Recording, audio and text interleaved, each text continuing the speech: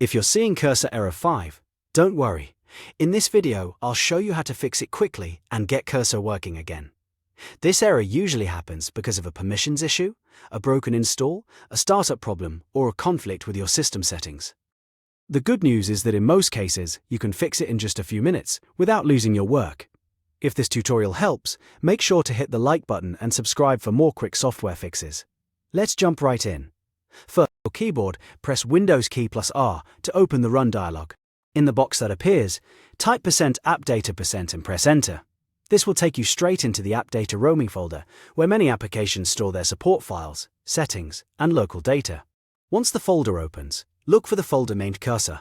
This is the folder we want to reset. You can either rename it as a backup or delete it completely if you want a full reset. Renaming is a safer option if you want to keep a copy just in case, but deleting it will give you a clean start. After that, close the window. Now we'll launch Cursor without extensions.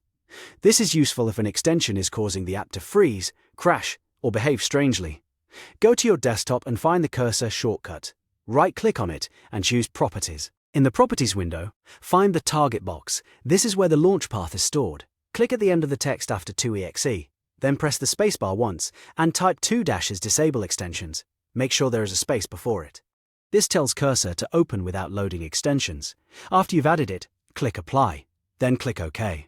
Now launch Cursor using that shortcut and see if the issue is gone. If Cursor is still crashing, especially if the window seems to disappear or the graphics look broken, the problem may be related to GPU rendering.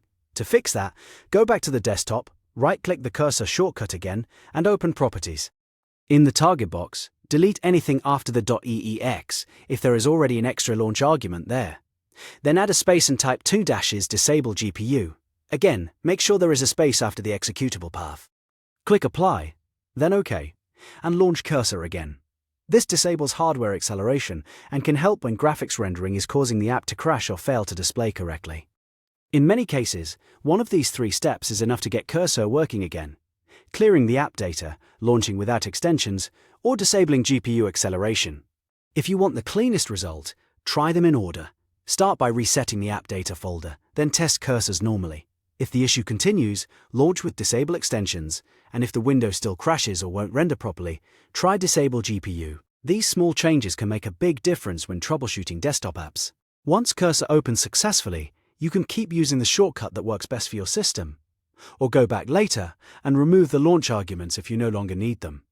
That way, you've got a simple and repeatable fix anytime Cursor starts acting strange. If this video helped you, please hit the like button and subscribe so you don't miss the next troubleshooting guide.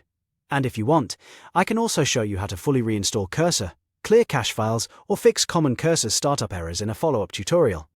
Thanks for watching, and I'll see you in the next one.